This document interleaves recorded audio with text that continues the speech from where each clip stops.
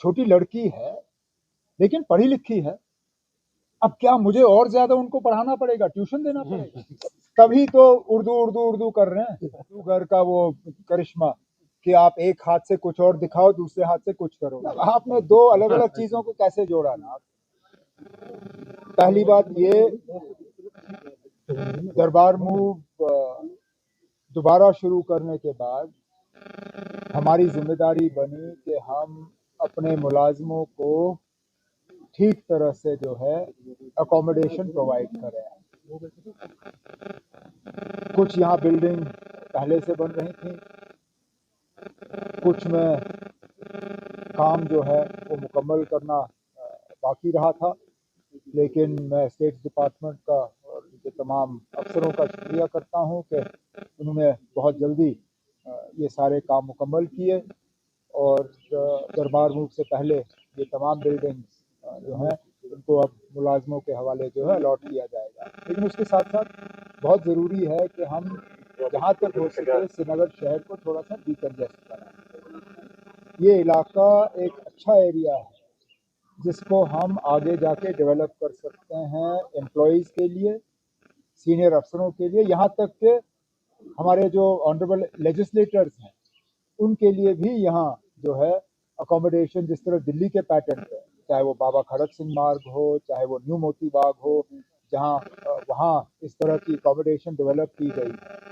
हम चाहते हैं कि इस इलाके में इसी तरह जो है एक अच्छा कॉलोनी जो है वो बने और जो इलाके अभी इस्तेमाल हो रहे हैं उनको आगे जाके मोनेटाइज किया जा सकता है, चाहे वो जवाहर नगर हो, चाहे वो हमारा एग्जिस्टिंग एमएलए हॉस्टल हो। इन चीज़ों को फिर मोनेटाइज करके वो पैसा यहाँ पे इस्तेमाल किया जा सकता है। वो हुआ एम्प्लॉयज़ के लिए। अब आपने इसके साथ सिक्सर मार के ऐसा इशू जोड़ा जो इसके जिसका इस प्रोजेक्ट के साथ कोई ताल्लुक नहीं था। बेरोजगारी जम्मू कश्मीर का एक बहुत बड़ा मसला है, इससे कोई इनकार नहीं कर सकता। लेकिन मैंने बार बार कहा है कि बेरोजगारी का खात्मा सरकारी मुलाजमत में नहीं है। कोई ऐसा मुल्क नहीं है जिसने बेरोजगारी का हल सिर्फ सरकारी नौकरियों से किया है, और हमारे मुल्क में कोई ऐसी रियासत नहीं है जहां सरकारी मुलाजमत की बुनियाद पे बेरोजगारी को ख़त्म किया गया है। हम जितने नौजवान सरकारी मुलाजमत में एडजस्ट कर सकते हैं हम करेंगे, लेकिन हमारी मुकम्मल कोशिश है कि प्राइवेट सेक्टर को एक बढ़ावा मिले, प्राइवेट सेक्टर को हम मजबूत करें। इसमें हमारी हुकूमत की तरफ से जो एक स्कीम सेल्फ एम्प्लॉयमेंट और एंटरप्रेन्योरशिप के लिए मिशन युवा के नाम से ये लागू किया गया। फिलहाल अभी तक जहाँ तक मेरी जानकारी है लगभग 1000 करोड़ रुपए जो हैं वो सॉफ्ट लोन्स के तहत और ग्रांट्स के तहत नौजवानों को दिए गए हैं अपने यूनिट्स कायम करने के लिए। इसी तरह एग्रीकल्चर के लिए, हॉर्टिकल्चर के लिए HADP के तहत हमारी कोशिश है कि उनको भी एक बढ़ावा मिले। मौसम के वजह से नुकसान से बचने के लिए वेदर बेस्ड क्रॉप इंश्योरेंस जहां एग्रीकल्चर को मिलता था, हॉर्टिकल्चर को नहीं मिलता था, इस बजट में हमने हॉर्टिकल्चर को भी इसमें शामिल किया है ताकि खुदा ना खास्ता कहीं मौसम के वजह से नुकसान हो तो उनको उस नुकसान का जो है वो नुकसान उनको खुद बर्दाश्त करने की ज़रूरत ना पड़े। और इसके साथ साथ कनेक्टिविटी, कल ही जम्मू में वंदे भारत ट्रेन को जो है 8 बोगी से हमने 20 बोगी उसकी इनॉग्रेशन की गई। उसी फंक्शन में मैंने रेल मिनिस्टर साहब से गुजारिश की, हालांकि महकमा उनका नहीं है लेकिन उनका अच्छा खासा असर रसूख दिल्ली में चलता है, उनसे मैंने गुजारिश की कि वो हमारी मदद करें, यहाँ एक ड्राई पोर्ट बने ताकि जो सामान एक्सपोर्ट होना है, ये आइडिया मेरा नहीं है, पिछले दिनों यहाँ बिजबिहाड़ा में जो प्रोग्राम था वहाँ पे एक हमारी नौजवान लड़की जिसने मिशन युवा का फ़ायदा लेके अपना एक यूनिट तैयार किया था, वो कह रही थी कि एक ड्राई पोर्ट यहाँ बने तो उनको एक्सपोर्ट में और ज़्यादा सहूलियत मिलेगी। तो हम ये मामला जो है मरकज़ी हुकूमत के साथ टेकअप कर रहे हैं ताकि अगर वो ड्राई पोर्ट हमें मिले तो ज़रूर उससे ट्रेड को फ़ायदा होगा। और आखिरी में टूरिज़्म एक बहुत बड़ा ऐसा शोबा है जिससे कि हर एरिया में एम्प्लॉयमेंट जनरेट की जा सकती है, चाहे वो कम पढ़े लिखे हों, ज़्यादा पढ़े लिखे हों, पैसे वाले हों, कम पैसे वाले हों, कहीं ना कहीं उनको टूरिज़्म के ज़रिए एक मौका मिल जाता है। हमारी मुकम्मल कोशिश है कि टूरिज्म को एक बढ़ावा मिले और देखते हैं क्या होता है। उमर साहब, हालांकि आप एग्जिट पोल को नहीं मानते, तो कैसे देखते हैं सर एग्जिट पोल को? मतलब आपने जब मेरे सवाल का जवाब खुद ही दे दिया, अब मुझे ये बताएं ना, अभी तक कौन सा एग्जिट पोल सही निकला है? 5 साल पहले भी जब वेस्ट बंगाल में इलेक्शन हुए थे, सारे एग्जिट पोल्स ने हुकूमत बीजेपी के हवाले की। क्या नतीजा निकला? तो अब हमें ज्यादा इंतजार करने की जरूरत नहीं है ना। मंडे को जिस दिन हम सलामी ले रहे होंगे सेक्रेटेरिएट में, उसी के साथ साथ नतीजे भी निकल रहे होंगे।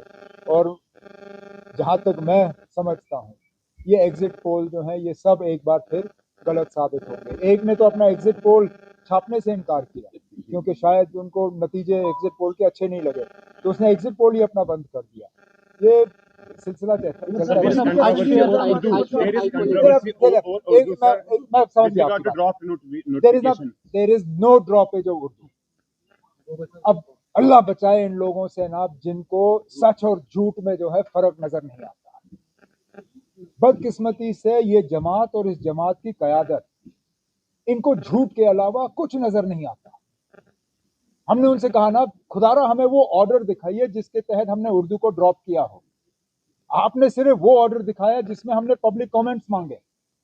पब्लिक कमेंट्स और ड्रॉपेज में आपको फर्क नजर नहीं आता। वो छोटी लड़की है लेकिन पढ़ी लिखी है। अब क्या मुझे और ज्यादा उनको पढ़ाना पड़ेगा, ट्यूशन देना पड़ेगा? There is a difference between asking for public comments and dropping a subject.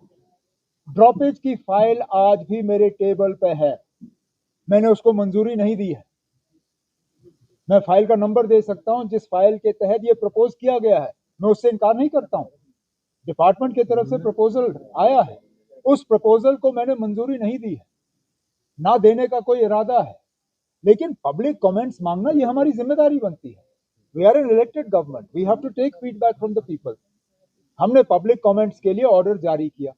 उस ऑर्डर के बुनियाद पे जिन लोगों के पास और कुछ बेचने के लिए है लोगों में नहीं, वो झूठ की बुनियाद पे अपनी सियासत जो है आगे चला रहे हैं। मैं आज भी उनको चैलेंज करता हूं, ड्रॉपेज का ऑर्डर पेश करें।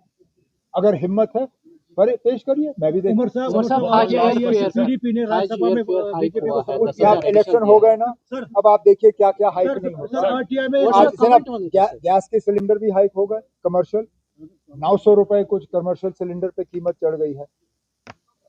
तेल की कीमतें बढ़ जाएंगी, सारा कुछ बढ़ेगा ना। इलेक्शन हो गए तो हमें मैं इसका इलाज जो है वो यही इसी चीज का नतीजा ना। जब तेल की कीमतें बढ़ेंगी, पैसेंजर का फेयर नहीं बढ़ेगा। वैसे भी ये लोग टेबल के नीचे से इतना ही फेयर ही ले रहे थे, लोग दे रहे थे। हमारी मजबूरी बनी कि कीमतें बढ़ गई हैं, हमें वो पैसेंजर फेयर बढ़ाने पड़े। लेकिन मैं बार बार ये कहता हूं ना, इलाज इसी चीज में है कि ये जंग खत्म हो जाए। ये जंग शुरू होनी नहीं चाहिए थी। इस जंग की कोई बुनियाद नहीं है, कोई वजह नहीं है। अब जितनी जल्दी अमेरिका को अकल आए, इजराइल को तो अकल आनी नहीं है, उनमें शायद अकल है ही नहीं। चलिए इजराइल को छोड़ दीजिए, अमेरिका को कम से कम अकल आए, वो जंग रोके और ये तेल की कीमतें कम हो जाएं, हमें भी थोड़ा सा एक आराम मिलेगा।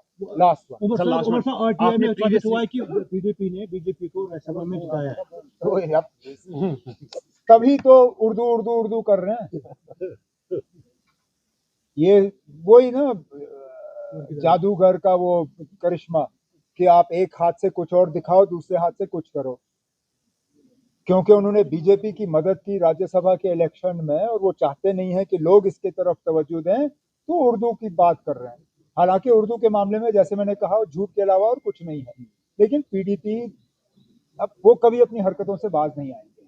आज जो भी हम भुगत रहे हैं वो इस चीज का नतीजा है कि उन्होंने बीजेपी को यहाँ लाके सेटल किया।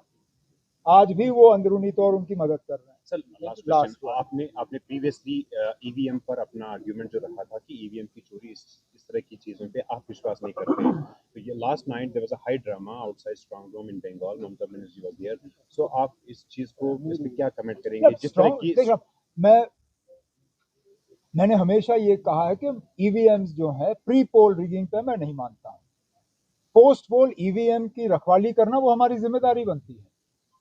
हम यही करते थे जब बैलेट बॉक्स होते थे, हम स्ट्रांग रूम के बाहर अपने लोग रखते थे। ममता बनर्जी ने भी वही, उनका हक था, उन्होंने रखा।